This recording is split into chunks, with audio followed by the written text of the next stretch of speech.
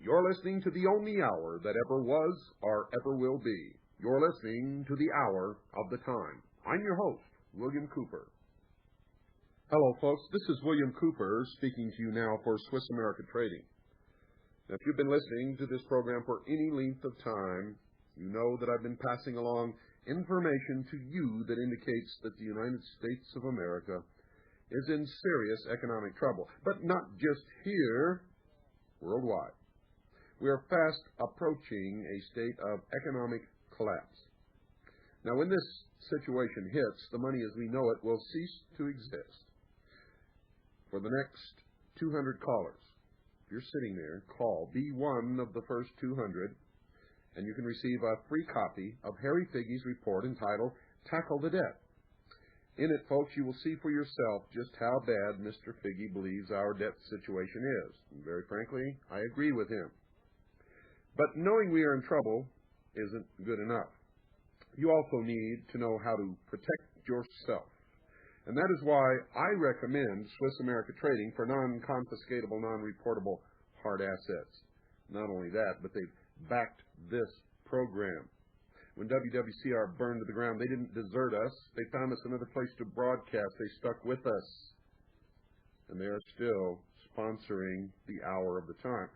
But I'll tell you what, folks, if you don't start calling in to Swiss America Trading, they're not going to be sponsoring us very longer because, after all, they are a business. So get on the phone. It doesn't cost you a nickel. Get a free report written by Harry Figge. And you also need to know how to protect yourself. So call our friends at Swiss America Trading at 1-800-289-2646. That's 1-800-289-2646. They will not only inform you with this free Figge report to the first 200 of you who call in, but will also show you how to protect your future. Call them now. Call the experts at 1-800-289-2646. That's 1-800-289-2646. And mention my name, William Cooper, and you will also receive a free newsletter on protecting your future. When the dust settles and everything comes out topsy-turvy, where will you stand? Will you be standing there holding the bag? Or will you have protected yourself through non-confiscatable, non-reportable hard assets, or many of the other investment strategies that are available with Swiss America Trading? The choice is yours, folks. The choice is here, and it's yours.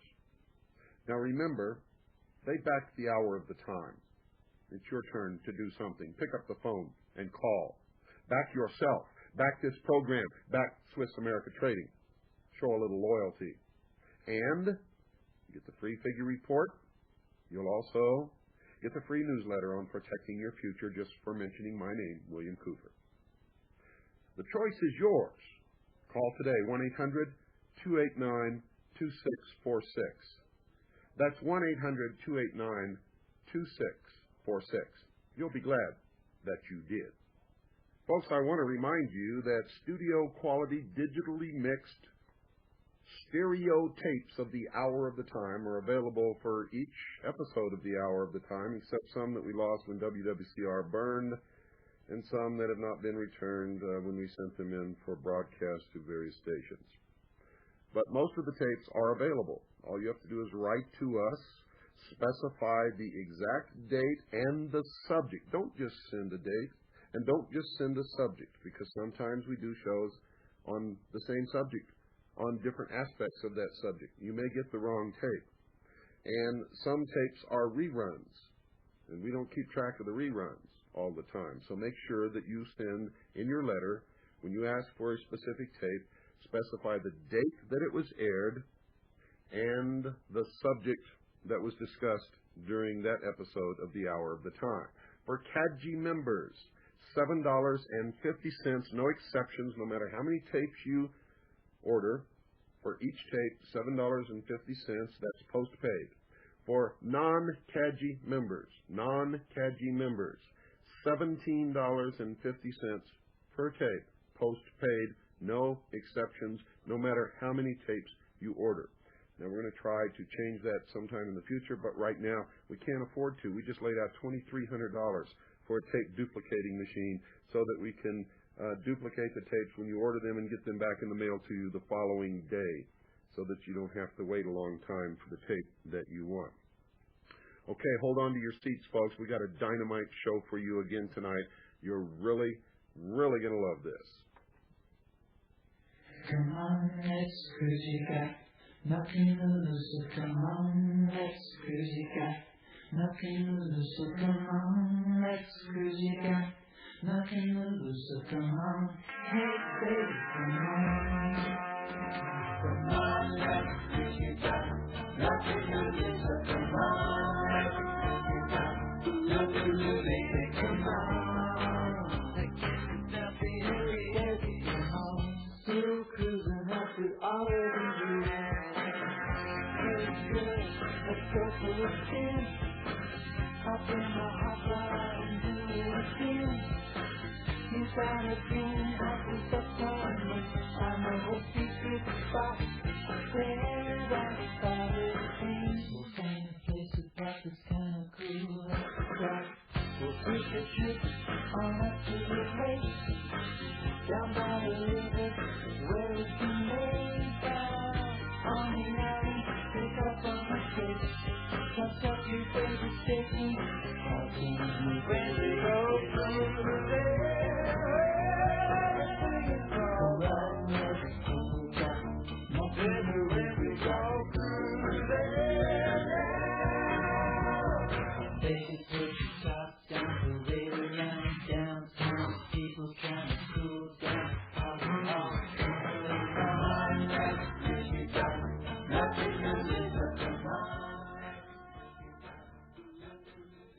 Conquest of space.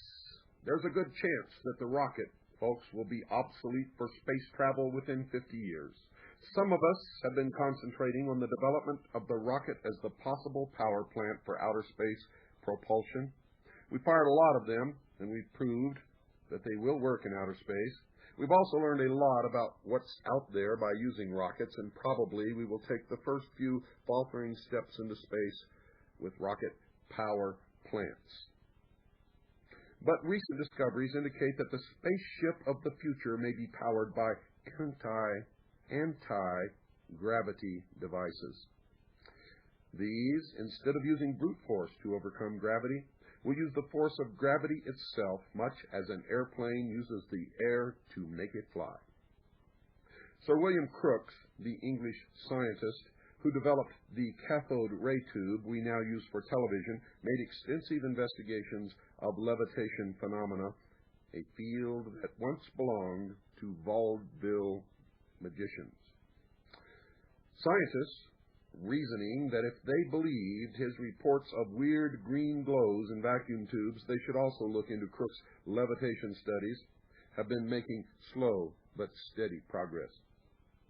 Others have been investigating the fields of gravitic isotopes, jet electron streams, and the mechanics of the electron shells of atoms. T. Townsend Brown, an American investigator, has gone even further than that. There are rumors that Brown has developed a real anti-gravity machine. There are many firms working on the problems of anti-gravity. The Glenn L. Martin Company, Bell Aircraft, General Electric, Sperry Rand Corporation, and others. Rumors have been circulating that scientists have built disc airfoils 2 feet in diameter, incorporating a variation of the simple two-plate electrical condenser, also known as a capacitor, which charged to a potential of 50,000 volts, has achieved a speed of 17 feet per second with a total energy output of 50 watts. A 3-foot diameter disc airfoil charged to 150 kilovolts turned out such an amazing performance that the whole thing was immediately classified. Flame jet generators, making use of the electrostatic charge discovered in rocket exhausts, have been developed which will supply charges up to 15 million volts. Imagine, if you will, what this condenser or capacitor would do if charged up to 15 million volts. Several important things have been discovered with regard to gravity propulsion. For one, the propulsive force doesn't act on only one part of the ship it is pushing. It acts on all parts within the gravity field created by the gravitic drive. And it probably is not limited to the speed of light. Gravity-powered vehicles have apparently changed direction, accelerated rapidly at very high Gs, and stopped abruptly without any heavy stresses being experienced by the measuring devices aboard the vehicle and within the gravity propulsion field. Amazing? Yes. This control is done by changing the direction, intensity, and polarity of the charge on the condenser plates of the drive unit, a fairly simple task for scientists. Sounds absolutely incredible, doesn't it? But the information comes from reliable sources. We are licking the problems of gravity. Indications are that we are on the verge of tapping a brand new group of electrical waves which link electricity and gravity. Electronic engineers have taken the electrical coil and used it as a link between electricity and electromagnetism, thus giving us a science of electromagnetics, which in turn has given us such things as radio, television, radar, microwaves, and the like. Now, gravity researchers seem to think that the condenser will open up the science of electrogravitics. Soon, we may be able to eliminate gravity as a structural, dynamic, and medical problem. Although we will probably use rocket power to make our first explorations into space, the chances are now pretty good that this will not always be the case. In 50 years, we may travel to the moon, the planets, or even the stars propelled by the harnessed forces of gravity. Now, folks, if this seems fantastic, remember that the rocket and the idea of a trip to the moon was fantastic 20 years ago. 50 years ago, the idea of commercial air travel was utter, complete nonsense. With gravitic spaceships, we may travel to the moon in less than an hour, to the planets in less than a day, or to the stars themselves in a matter of months. We may be able to do it in absolute comfort without the problems of zero gravity or even high accelerations. The idea of the rocket becoming obsolete is not a happy idea, particularly when so much work has been done on rockets. But we have worked on rockets because we believed they were the only type of power plant capable of working in outer space. If a better method comes along, why shed tears? After all, our basic goal is to travel and explore in space, and it doesn't make much difference how we do it. And during all of the time of the development of rockets for space travel, perhaps a few privileged elite scientists have always been working behind closed doors to develop the secret propulsion, the key that unlocks gravity. New science, folks? Something you've never heard before? Well, for most people, it may sound like new science, and it may be something that some of you have never heard before. But this is an article entitled Conquest of Space, written by G. Harry Stine, who was the chief of the Navy Range Operations of White Sound's Proving Grounds, and this was taken from the June 1957 issue of Mechanics Illustrated. Now, shortly after this article appeared, nothing was ever discussed or written about gravitic research again. All of this information was placed behind a very thick and all-encompassing veil of national security. Previous to this, many articles had been written and appeared regularly in the scientific publications of the late 40s and the 50s. And right now, I'm going to read you another one. This is entitled Spaceships That Conquer Gravity by Michael Gladdick from the July 1957 issue of Mechanics Illustrated. The spherical craft, squatting on a concrete strip, emitted a faint hum. A ghostly glow surrounded its shell. The strange craft rose and hovered momentarily while its landing gear retracted.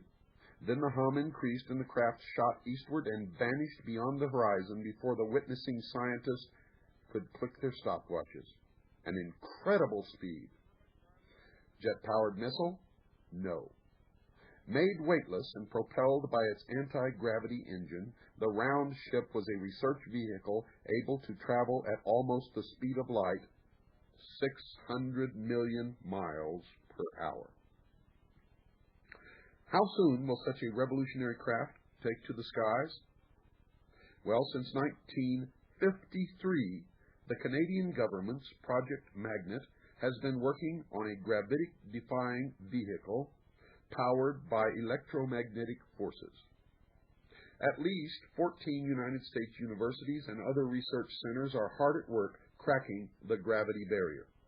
Convair on the West Coast, Glenn L. Martin Aircraft Company of Baltimore, Maryland, Bell Aircraft Company of Buffalo, New York, and Sperry Gyroscope Company of Great Neck, New York, maintain teams of researchers and engineers prying into nature's most jealously guarded secret, gravity.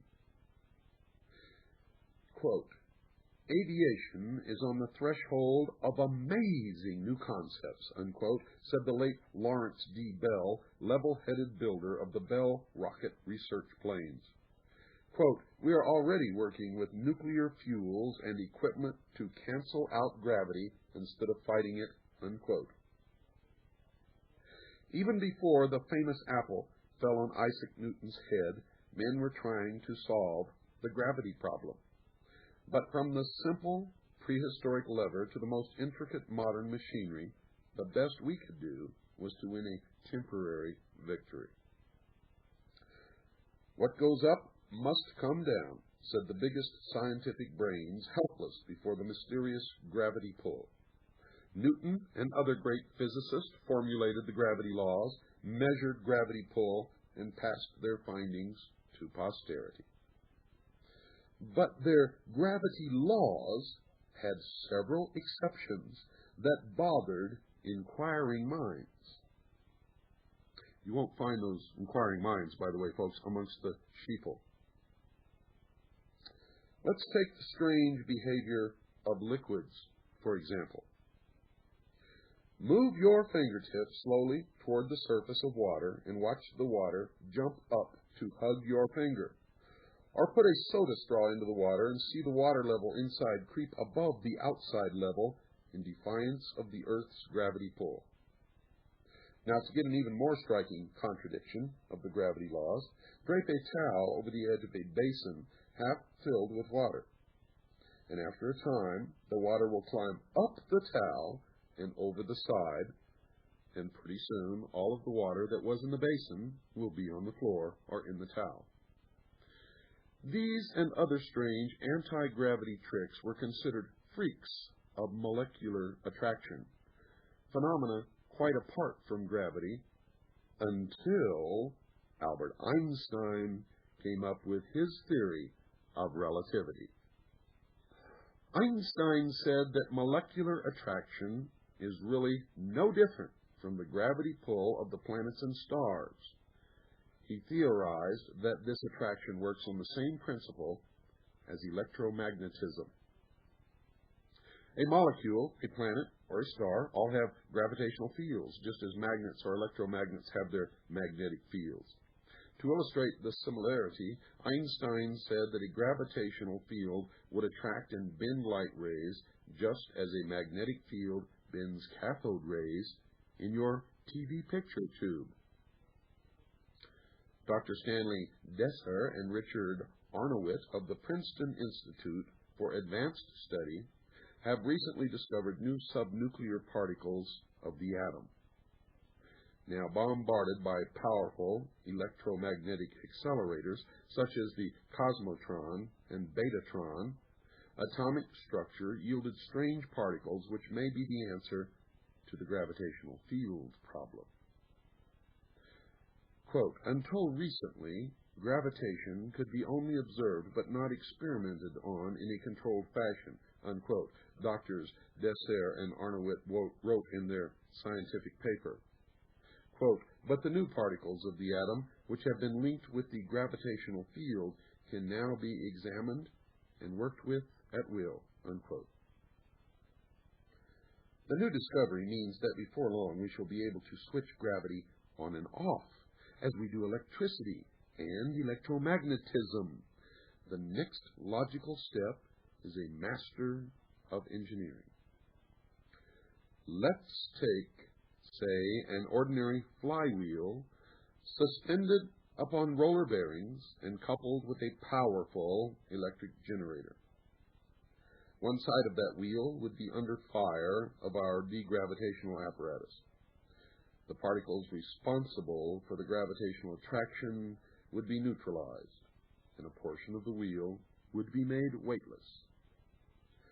But once out of the anti-gravity field, the same part of the wheel would gain weight and be pulled down by Earth's gravity, thus giving us a powerful rotating motor. Another idea for an anti-gravity device comes from Dr. George Rideout, president of the Gravity Research Foundation of New Boston, New Hampshire. Quote, to make a gravity motor, said Dr. Rideout, we need a differential of gravity forces, and the way we can get it is through a gravity insulator or absorber, unquote. To see how this device might work, let's turn to gravity's twin brother, electromagnetism. You see, for years we've had trouble with watches that get magnetized. You made a phone call or tinkered with your car's generator, and presto magico, the delicate balance wheel of your watch, exposed to an electromagnetic field, became a little magnet. Now your watch is no longer a reliable timepiece. To protect the watch from magnetic influence, we put the inner works in a soft iron casing that absorbs the magnetic force and shields the balance wheel. In other words, within the soft iron casing, we have a space free from the outside magnetic pull. We, in effect, and in reality, have a differential of magnetic forces. You see how easy that is? A gravity absorber or shield would do the same for the anti-gravity spaceship. The shielded interior would be free from the Earth's gravity attraction. The inner structure, equipment, and crew would be weightless in relation to the Earth. Thus, we would have a differential of gravity forces, and our ship would take off instantly like a super balloon. For ease of calculation, suppose we take our G-ship to the equator, where the rotational speed of the Earth is about 1,000 miles per hour. Now, with our anti-gravity shield completely shut, the G-ship would be hurled into space just as a particle of mud shoots off a spinning tire. We would scoot along a more or less straight line unless we had some way of controlling direction and speed. The weightlessness in a G-ship could be easily controlled by letting some of the Earth's gravity force act upon the ship's interior. An arrangement of shutters like Venetian blinds could do the trick. To control our direction, we would need thrust. A rocket would limit us to the amount of fuel, so let's try something else. We could have an ion rocket proposed by Dr. Ernst Stallinger, or another similar rocket, nuclear rocket, in fact, where subatomic particles are accelerated by a powerful electromagnetic gun and ejected into space. We could also utilize electromagnetic repulsion. We know that two like magnetic poles repel each other, just as under certain conditions an electromagnetic field repels so-called diamagnetic metals. Take a flat aluminum ring, put it over a strong electromagnet, and switch on the current. The disc will fly off the solenoid with quite a speed. Starting with this principle of diamagnetic repulsion, a group of Canadian scientists of Project Magnet proposes to harness the magnetic fields of the Earth and other celestial bodies for propulsion of the G-ship. The Earth's magnetic field is too weak to repel or propel a G-ship made of ordinary metal.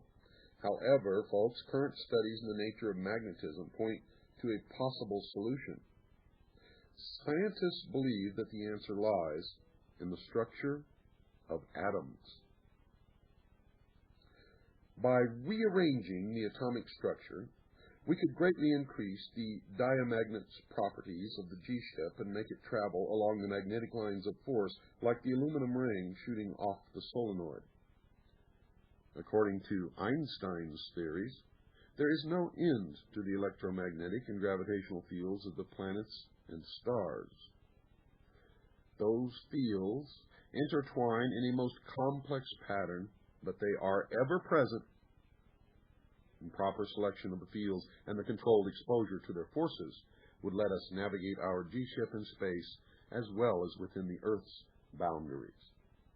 And the use of electromagnetic propulsion would, of course, eliminate the problem of fuel. Now let's take a closer look at the G-ship.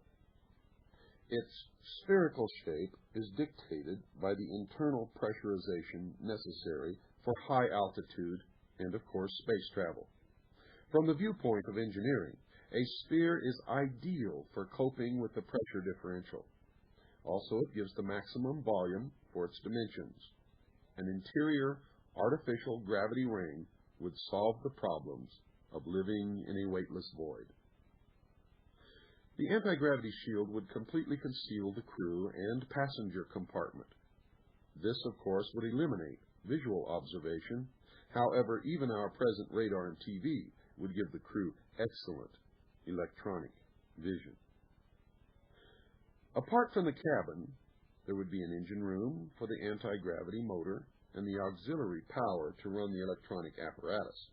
Since the ship would take off and land in the atmosphere, there would be two problems to overcome: the heat caused by air friction and the question of air drag of the spherical shape.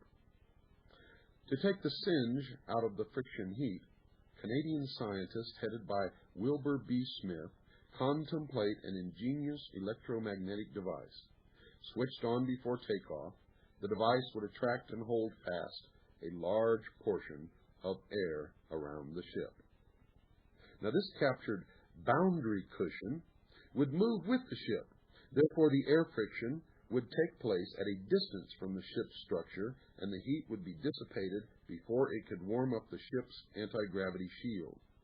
The mass of captive air would be shaped into the most advantageous aerodynamic form.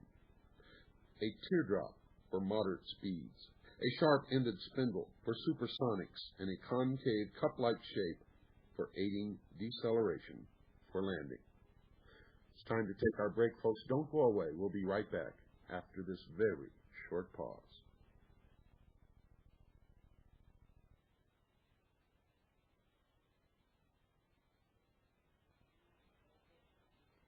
Hello, folks. It's me. I'm back. And I'm talking to you now for Swiss America Trading. As you know, when the fire burned WWCR to the ground, we had to move. I didn't know where to go. When our friends at Swiss America Trading heard about the fire, they didn't desert us. They didn't leave us, as most sponsors would. They went right to work finding us another place to broadcast. Within a matter of hours, we were on WRNO in New Orleans, thus making it possible for this program, The Hour of the Time, to continue to get the truth out to the world, to freedom-loving people everywhere. The people at Swiss America Trading stand behind this program, folks, and I want you to stand behind them. You see, Swiss America Trading deals in protecting their clients through non-confiscatable, non-reportable hard assets. You've heard me inform you about the trouble this country is in, both politically and financially. And the time to act is now, right now. Don't wait. When you wait till it's too late, there's nothing you can do. Act now. Call the experts at Swiss America Trading at 1-800-289-2646. 1-800-289-2646. Most people, when they call and they purchase an investment, they invest some money trying to protect their assets, they usually call me at some later date, and every one of them have told me how pleased they are, and they have all realized a substantial increase in the value of those assets as the value of the dollar has gone down. Now, call the experts, folks. Don't wait. Remember, the time to act is now. Call Swiss America Trading at 1-800-289-2646. That's 1-800-289-2646. And for the first 200 callers, you will get Mr. Harry Figge's book entitled Tackle the Debt. That's Tackle the Debt. Make sure you get your copy. You won't regret it, I can guarantee you. I've read it, and I agree with him. So call the experts at Swiss America Trading at 1-800-289-2646 and do it right now. That's 1-800-289-2646 and show them, let them show you, I should say, how to protect yourself. Call 1-800-289-2646. That's 1-800-289-2646 and mention my name, William Cooper, for a free newsletter on protecting your future. By protecting your future, folks, you're keeping the future of this program and freedom for the world alive. Don't forget that. It's your choice. Call today, 1-800-289-2646. Do it right now. Right this moment, pick up your phone and call. 1-800-289-2646. You'll be glad that you did. It must have been moonlight way up in the blue. It must have been moonlight that led me straight to you. I still hear you sing, dear one, hold me fast, and I start in praying. Oh Lord, please let this last. We seem to go right to the end.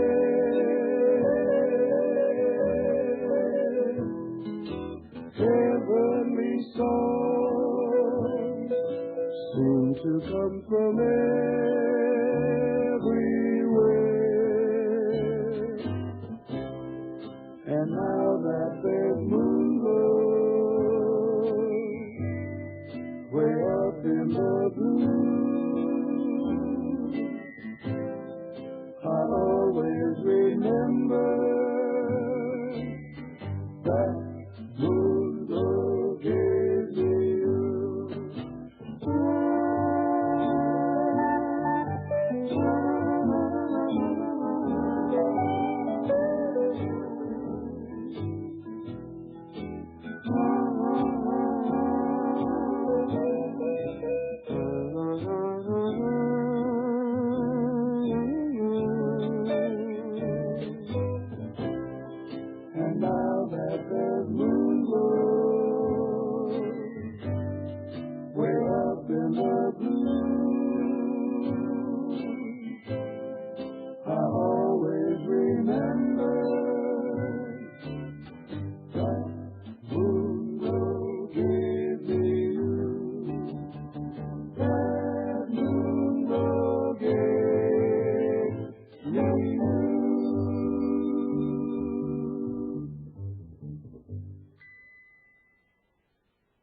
now that we've gone through all of this, how to propel our G-ship, as it's called, even for space travel, the stores and provisions would be small. Once outside the Earth's atmosphere, folks, the G-ship would be capable of traveling at near the speed of light, roughly 600 million miles per hour. At that speed, a 322 million mile round trip to Venus would take about 30 minutes. Make no mistake about it, anti-gravity motors and G-ships are coming. Remember, a year before the Wright brothers took off at Kitty Hawk, some of our top scientists proved that a heavier-than aircraft could not possibly fly. And in 1935, the British Air Ministry nixed Frank Whittle's jet engine as interesting, but not practical. But the best answer to the disbelievers is that some of these anti-gravity ideas are already on the drawing boards of the United States aircraft industry. With their brain power and technologically know-how, the engineers will soon send Newton's apple back up where it came from. Now again, folks, I'm going to remind you that this is an article entitled Spaceships That Conquer Gravity by Michael Gladdick from the July 1957 Mechanics Illustrated. And I'm going to tell you something else. By 1957, they had not only perfected disc-shaped flying craft that did things in the air that conventional aircraft could not even begin to duplicate, but they had been flying these craft since shortly after the end of World War II. Now, if you still think that it's impossible and that it's absolutely out of the realm of human accomplishment, I'm going to read to you now Garden Shed Genius, Heads for the Stars, by Michael Shanahan, taken from the Sunday Express, London, England, on October the 23rd, 1988. They also had a television show, documentary of this experiment, which I taped, and it worked exactly as this article says that it worked. Pay close attention. Open your ears. Throw away the sheeple factor and become a real people. Join us on the cutting edge. On the cutting edge. Day trips to Australia and weekend jaunts in the Milky Way could become a reality thanks to the brain power of a Scottish inventor. Sandy Kidd's discovery, which is set to revolutionize travel, is already sending shockwaves through the scientific establishment. One of Britain's top physicists described it mind-boggling. And that statement, of course, is putting it mildly. Mr. Kidd's work, researched in his garden shed, will make science fiction writers' dreams come true. Trips to Mars will take 34 hours, and the journey from London to Sydney will be reduced to a matter of minutes. The 51-year-old former apprentice toolmaker's development of a gyroscopic propulsion has stunned academics because it challenges Isaac Newton's law of motion. He has worked out that by setting gyroscopes at particular angles, a lifting force that defies gravity is produced. Mr. Kidd, who worked for 5 years on his brainchild at his Dundee home, is now moving to the heart of the space industry in California, where a massive investment program is already underway. Truthfully, folks, and this is not in the article, the only reason he's being moved to the heart of the space industry in California is where they can keep an eye on him and make sure that what he has discovered is not sold or given away to anyone else, because they've known this secret for many, many years. As you've already heard, it was developed back in the 50s. Probably came from Nazi Germany's experiments on advanced technology during World War II. And we have lots of evidence to back that statement up. Dr. Harold Asbedin senior visiting research fellow at Southampton University, has seen the results of early tests. Scientifically speaking, it is a bombshell, he says. I would not have believed this if I had not seen it with my own eyes. Quote, it will totally revolutionize the travel industry, taken to the ultimate. We will have planes without jet engines and helicopters without rotor blades, unquote. Mr. Kidd is being financed by an Australian research company, a spokesman said. Quote, we are on to something really big. The next stage is to power up Sandy's device in California with the prospect of building a full-scale vehicle at the end of the day, unquote. Money is no object, and we are determined that his work will get out. Well, folks, if that ever happens, I want to see the day. Because if that happens, it will rip apart the veil of secrecy that they've had around this technology for the last 45 to 50 years. And nobody is going to allow that to happen, because that's their ace in the hole to bring about the New World Order, by presenting us with an artificial and completely false threat from some other species, from some other planet. And I think the only obstacle to that scenario right now is they have not been able to produce anything in a laboratory, as of yet, that looks like an extraterrestrial being and can think and speak and is convincing. But mark my words, they will. And when they do, none of us will be able to tell if that creature was manufactured in a laboratory or really did come from some distant star system. And that's the inherent danger in all of this. For you see, just the presence, just the reality, just convincing the people of the world that such a creature could exist and could travel from there to here constitutes a serious threat to our planet and to humanity. For if they are more technologically developed than we, and of course if they got here and found us first, they would be more technologically developed than we. It would mean that our governments would ask for great sacrifices of all of us, giving up our freedoms, giving up foods and supplies in order to manufacture a tremendous space program, wasteful, gigantic in scope, to protect us from this external threat from outer space. And of course, since none of us would have any means at our disposal to verify the reality or the fantasy of this threat, we would have no choice but to comply.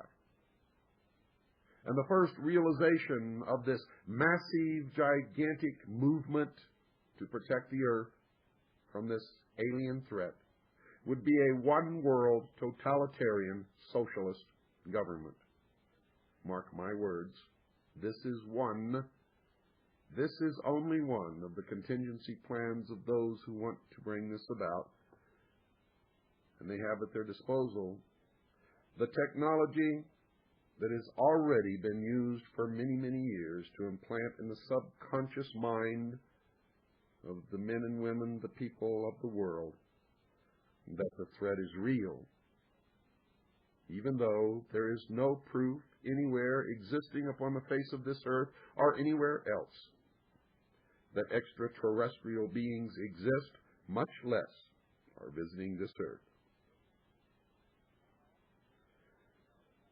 Now, in case you are wondering why I was devoting time to this subject, now you know. How you know? I found a speech given by John Dewey in 1917 to the visiting Japanese imperial delegation at a dinner in New York City, and John Dewey said this was the first words out of his mouth. Quote, someone remarked that the best way to unite all the nations on this globe would be an attack from some other planet. In the face of such an alien enemy, people would respond with a sense of their unity of interest and purpose. Unquote. Remember, he said that in 1917, which means this was not a new plan. 1917, ladies and gentlemen. I hope you understand the significance of what I'm telling you. In the 1960s, a book surfaced called The Report from Iron Mountain. I'm now going to read you some of what was contained in that book. Some of the admissions in the Report from Iron Mountain are staggering. I quote from the report, "Though not yet expressly put forth is the development of a long-range sequence of space research projects with largely unattainable goals. This kind of program offers several advantages lacking in the social welfare model. First, it is unlikely to phase itself out, regardless of the predictable surprises science has in store for us. The universe is too big. In the event some individual project unexpectedly succeeds, there would be no dearth of substitute problems. For example, if colonization of the moon proceeds on schedule, it could then become necessary to establish a beachhead on Mars or Jupiter, and so on. Second, it need be no more dependent on the general supply-demand economy than its military prototype. Third, it lends itself extraordinarily well to arbitrary control. Space research can be viewed as the nearest modern equivalent yet devised to the pyramid building and similar ritualistic enterprises of ancient societies. It is true that the scientific value of the space program, even of what has already been accomplished, is substantial on its own terms, but current programs are absurdly and obviously disproportionate in the relationship of the knowledge sought to the expenditures committed. All but a small fraction of the space budget measured by the standards of comparable scientific objectives must be charged de facto to the military economy. Future space research, projected as a war surrogate, would further reduce the scientific rationale of its budget to a minuscule percentage indeed. As a purely economic substitute for war, therefore, extension of the space program warrants serious consideration. In Section 3, we pointed out that certain disarmament models, which we called conservative, postulated extremely expensive and elaborate inspection systems. Would it be possible to extend and institutionalize such systems to the point where they might serve as economic surrogates for war spending?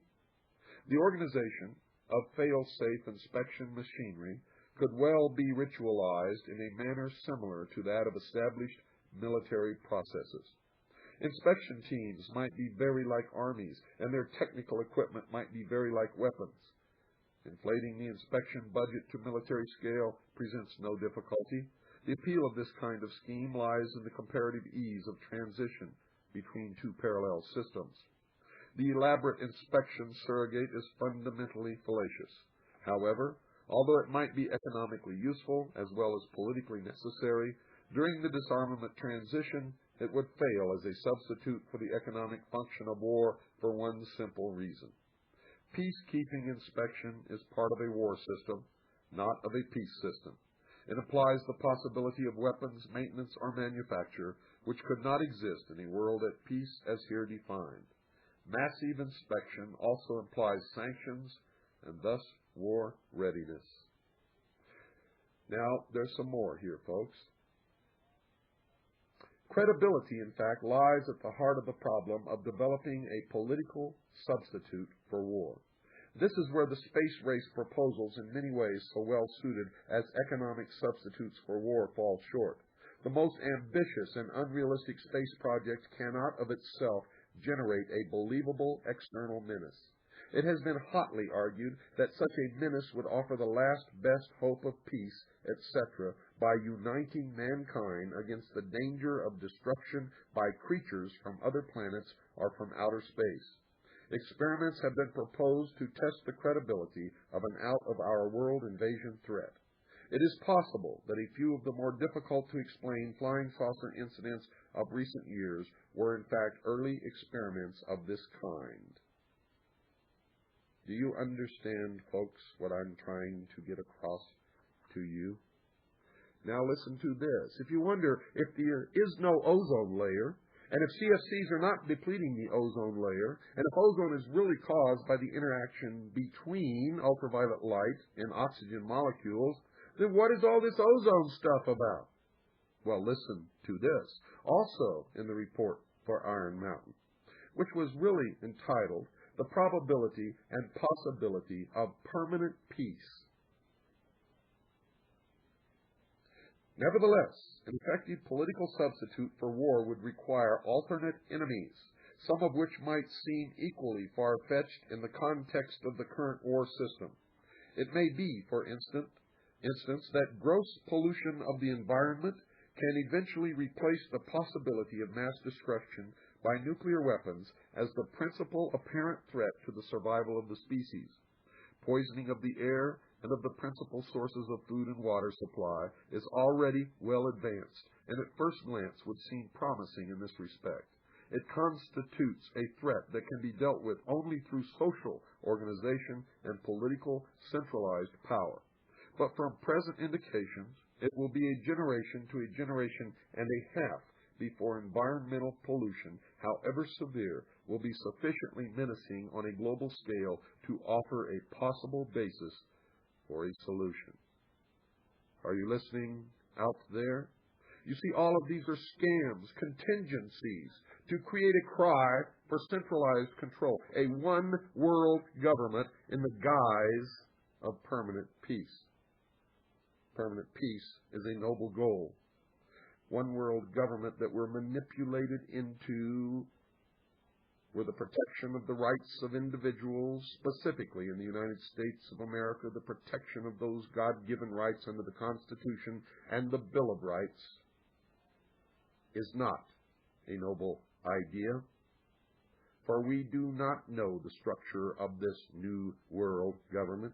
We do not know their true intentions.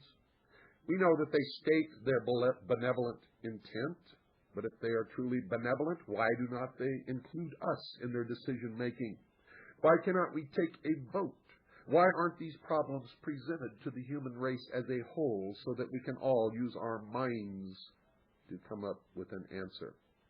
Why must the human race be enslaved in a one-world totalitarian socialist order that is coming? But you say, this technology must be extraterrestrial, for we have the testimony of many people who have seen these craft. And that is true.